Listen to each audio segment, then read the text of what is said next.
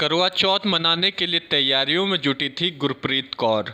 UP police की गोली का हुई शिकार।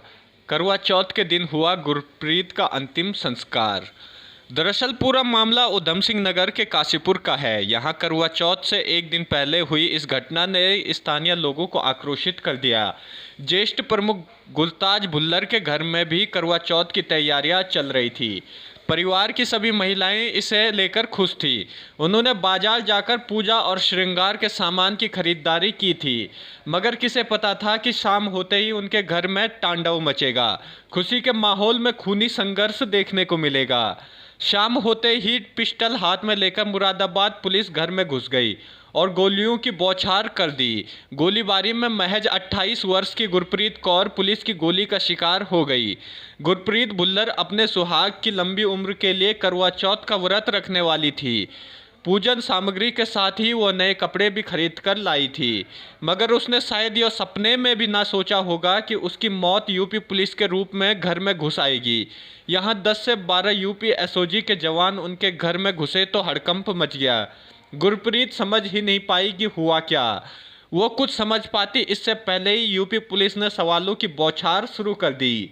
पुलिस का कहना था कि जिस खनन माफिया पर 50,000 का इनाम है वो इसी घर में छुपा हुआ है। इस बीच घर में मर्दों से पुलिस की कहासुनी शुरू हो गई। अचानक दोनों तरफ से गोलियों की तड़तड़ाहट शुरू हो गई। गुरप्रीत और घर की महिलाएं खुद को बचाने के लिए किसी सुरक्षित जगहों पर छुपती गुरप्रीत और घर की महिलाएं खुद को बचाने के लिए किसी सुरक्षित जगहों पर छुप पाती इससे पहले ही एक गोली ने गुरप्रीत के प्राण ले लिए। इस खूनी संघर्ष में 28 वर्षीय गुरप्रीत कौर की मौत हो गई और 6 पुलिसकर्मी घायल हो गए। महिला की मौत से नाराज स्थानीय लोगों ने कुंडा थाने के सामने राष्ट्रीय राजमार्ग को जाम कर दिया। वे पुलिस वालों के खिलाफ हत्या का मुकदमा दर्ज कर तत्काल गिरफ्तारी की मांग कर रहे थे। तनाव के मद्देनजर उधम सिंह नगर और नैनीताल जिले की पुलिस फोर्स मौके पर बुला ली गई। इस दौरान गुस्साए लोगों को अफसरों से तीखी झड़प भी हुई।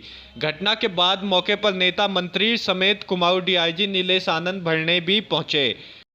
उन्होंने बताया कि यह उत्तर प्रदेश पुलिस की लापरवाही है। किसी प्रकार की कोई सूचना अधिकारियों या थाने में नहीं दी गई। यूपी पुलिस द्वारा घर में घुसकर फायरिंग की गई है। पूरे मामले में जांच की जा रही है। तोड़ी गई है कि पुलिस की तरफ से मुकदमा दर्ज किया जा रहा है? बिल्कुल, उस पे अलग से हम लोग मुकदमा दर्ज कर रहे हैं। हम लोग जो है ये जो है उस पे सीसीटीवी फुटेज में आ गया है और ये जो घटना है इसको भी हम लोग इसी का पार्ट है। इस पे भी जो है तो उनका बिल्कुल ही इंटेंशन खराब दिख जाता है। अच्छा, हमारा बयान तो छोड़ दीजिए, फुटेज पे है यार, आप समझा करो इस बात को। हम और डीआईजी साहब आज इतना ज्यादा नहीं बोल पाएंगे चीजें, क्योंकि हमें इन्वेस्टिगेशन में उस चीजों को तथ्य को लेना है।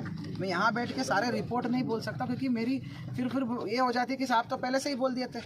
आप इस यूपी पुलिस की पूरी लापरवाही है। यूपी पुलिस जो है यहाँ पर एक तो बिना बताए आई, हमको कोई आला अधिकारी को सूचना नहीं, कोई थाने को सूचना नहीं, आके जो है उनको यहाँ का कोई स्थिति का ज्ञान नहीं। और उन्होंने जो है एक तो यहाँ महिलाएं है, ये है, उन्होंने देखना चाहिए कि भाई हम कहाँ जा रहे हैं, रात में आए, अगर आप जो है रेड कर रहे हो तो इस तरीके से रेड नहीं होती। और यहाँ आके जो है इतने सारे जो है, एक तो कोई वर्दी नहीं, कोई आई कार्ड नहीं, कौन पुलिस है क्या है, तो इस तरह से रेड नहीं होती है। ये गलत जो है उन्होंने किया है। घर में घुसे हैं, घर में घुस के उन्होंने फायरिंग की है यहाँ पर।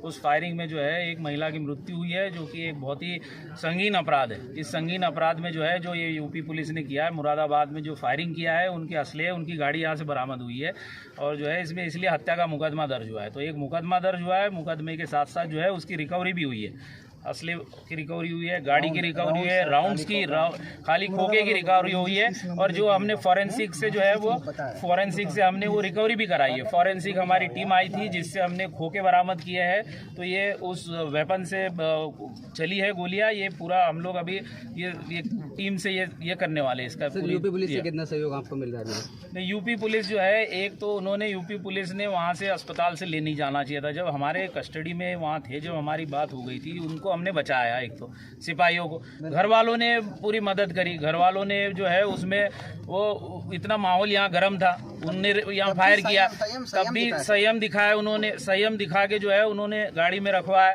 गाड़ी में जो है उनकी जान बचाई सबने मिलके। और उसके बाद जब हमने उनको यहाँ अस्पताल में ले गए तो बिना बताए वो यहाँ से चले गए। तो ये पूरा लापरवाह और और बहुत ही नियमान विरुद्ध उनका ये सारा रवैया है।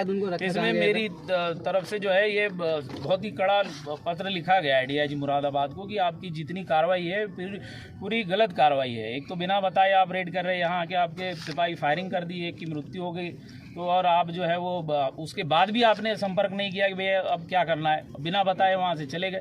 तो इस पे हम लोग जो है पूरी सरकार की तरफ से भी, मैं स्वयं भी, पूरा हम लोग उत्तराखंड जो है पुलिस इस पे इसकी निंदा करती है और इस पे हम लोग बिल्कुल कल से लगातार दबिश दे रहे, रेड कर रहे हैं इसमें हम लोग। सर सूर्या का बैरिकेडिंग तोड़ी गई है, क्या पुलिस की तरफ से मुकदमा दर्ज किया?